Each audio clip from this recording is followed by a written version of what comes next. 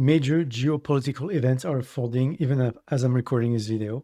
Most economies, including the US, seem to be in a Wile Coyote moment. Gold and silver are moving like they know something, and Bitcoin may be next.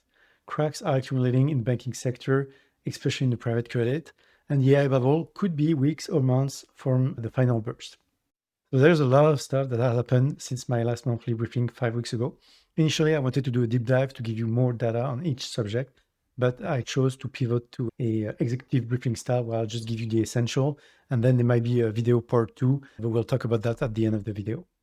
So let's get started. First, the macro data. So jobs data was released by the BLS for many months since the government reopened.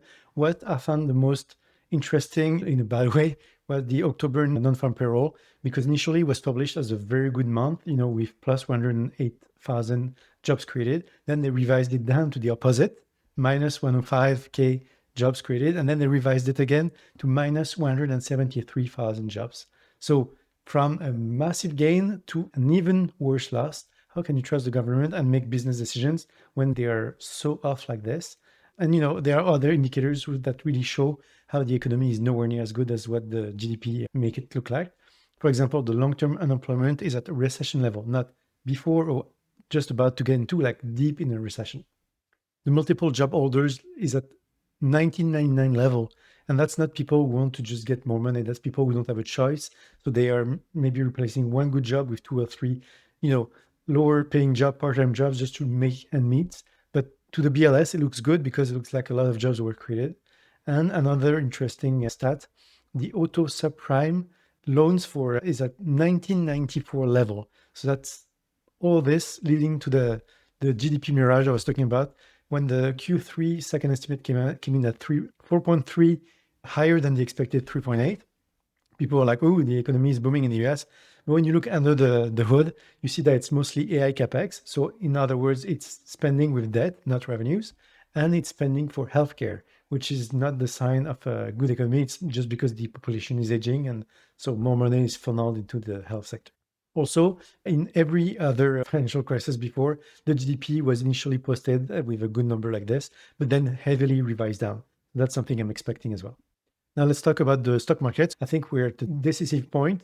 Basically, for most of the indexes in the US, the price has been compressing into a wedge. And so now is the decision time. Is it going to go up or is it going to go down? I think there's more probability it will go down for many factors. This is my take on it. I watched a few videos this week which were really interesting and insightful, especially when it comes to past stock market crash. There were usually 5 stages, and right now we're at stage 4, the liquidity illusion. And all you need to go into the last stage, which is the crash, is for a catalyst. And as you'll see, I'll just list them briefly, but there are plenty of catalysts, and that's just the stuff we know. Also, there are a lot of similarities between the current setup for the stock market right now and 47 days before the 1929 crash. So in a nutshell, I think the end game for the current move of the stock market is a reset. So at least 20% down, potentially up to 40% down for the S&P, the NASDAQ, and the big indexes. Just, to reset things. Of course, the government and central banks will likely intervene to try to save it. And the next move is kind of hard to forecast, right? But at least for the next few months, especially around April, I think a major correction, like potentially more than last year, is due. Let's talk about the catalyst now. In the next few weeks and months, we have the yen carry trade that could potentially unfold, especially with there are a few key days for Japan, but one of them is the election in early February. The government shutdown, we could be getting the second version if they redo what they did in the fall. The Supreme Court is also going to do 2 decisions that are important. The first one is about the Fed independence. So there's one of the member, Lisa Cook, who could Trump wanted to fire her. And so if he can do it based on the road forward, of course, he's going to be able to place someone and have more control of the Fed. So that could be worrisome for the market. And also they will give the decision for the tariff. Are they legal? Initially, it was supposed to be earlier this year, then it was pushed again. It might be next week. I mean, at this point, we don't know. I think the most likely is that it will happen before June, again, within that period for all the catalysts, because they will likely want to render a decision before the midterms and before the end of the session, which I think finished sometime in June. Also, something that's interesting when I receive questions and I see comments, some people tell me that what I forecast is unlikely to happen because, it either never happened or it's very not probable. But I wanted to give you an example. Early December, I went on a podcast. It's on my channel, and I called for the Santa Claus rally to be canceled this year again.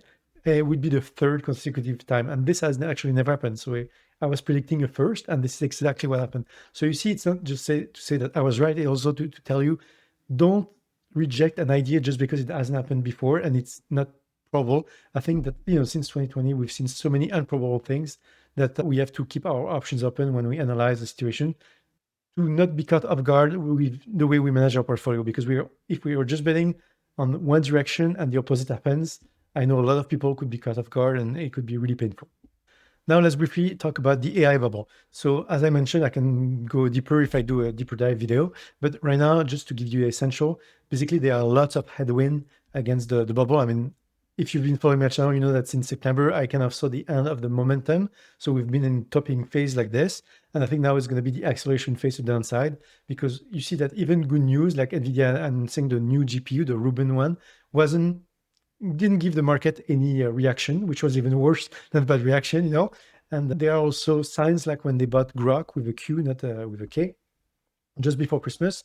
The way they bought them was really sneaky to avoid, market regulator to tell them to not buy this company because it's anti-competitive, because they have a monopoly and all that. So the way they did it was really dirty in a way, but it really shows how they're trying to kill the competition, because that company was going to be much better at the next stage of AI, which is inference. So NVIDIA is really good for the training part, but not so much for the generating response in real time. And so what they do, instead of developing their own thing with all the the research and the engineers and the money they have access to, instead they bought the competitors to kill it. So that just shows you what stage of the market we are. Very quickly on OpenAI, because it's kind of seen by some people as the market leader, and they were basically saved at the last minute with some funding before December 31st. So they were able to keep the lights on. And we discovered some things like that they have 360 days to pay their invoices. So that doesn't show me that they are a market leader in a sound financial position. Another interesting thing was Oracle. At the last minute, Blue Owl Capital, which is a big player in that space, pulled out of the deal. They said that basically Oracle was too risky and they didn't want to go forward with the AI capex for the data center. So again, the kind of thing would never even been possible 6 months ago. And now it's starting to be more and more like that. CrowdStrike is another big player in the AI space. And basically, the last time I checked, they are around 45% chance of default this year. That's massive. Think about it, like almost 50% chance that they will default. And that could be the domino that just, take out the whole AI bubble. Something that's also interesting is that right now, based on some analyst calculation, the AI industry needs at least $2 trillion of revenue just to break even with the capex that's been done and that's planned by 2030. And so that shows you how right now it's all about spending money, but there is no proof that it makes financial sense.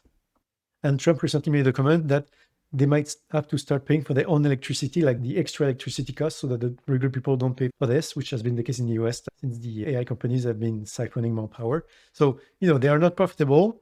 They have a long way to go, and it's really not likely. And then you have headwinds like this, which will raise the cost for them, and the revenues are likely not going to be there. So it's going to be tough for AI. And so that's why I think that we might be weeks or months from that final burst. And some of the catalysts might come from the earnings, because they might be forced to reveal something that they don't want to. All right, so now let's talk briefly about gold and silver. I made a dedicated video on silver about 2-3 weeks ago, so if you want to check it out, I won't repeat everything. I just wanted to give a quick update. So basically, silver squeeze is ongoing. The CME continues to increase margin, but it doesn't seem to make a difference, as I mentioned in my last video, because this time it's not about speculation, it's about physical demand. There's also a big difference between the paper and the physical markets. And I think at some point the paper market could break. Paper market, for example, is ETF like SLV. So that's something that's going to be interesting to watch. Silver is also a very important metal for the governments, especially when it comes to military. So, don't discount a government intervention like they did in the US when gold was, confiscated and illegal for a period of time. They might do the same thing with silver. It's all on the table right now. There was a rebalancing that was supposed to bring volatility mostly down last week. Didn't happen. And that's something I wanted to remind people, because when I give you elements, it's just one of the elements, but there's always a push and pull that can affect the price. And if you have, element like I mentioned, the rebalancing that could bring the price down, but you have so much demand that it overwhelms that. I mean, there is no real way to forecast this. It's just something that you have to be aware that I present element to help you understand that there's not just the one narrative where I see so many people saying silver only goes up. It's like, well, potentially, but there are some elements that could really push it down, even if it's temporary, but that could wipe out a lot of people. And of course, there's the geopolitics element, which I mentioned at the beginning, which is kind of ongoing. It's kind of the saying where decades can happen in a few weeks. Well, it feels like it's, especially since the beginning of the year. Potentially, that could really accelerate things. And for example, I saw that silver, the coins that the US Mint is selling, right now they are sold out. But basically, the price almost doubled in the past few days. It went from about $90 to like 170, 180.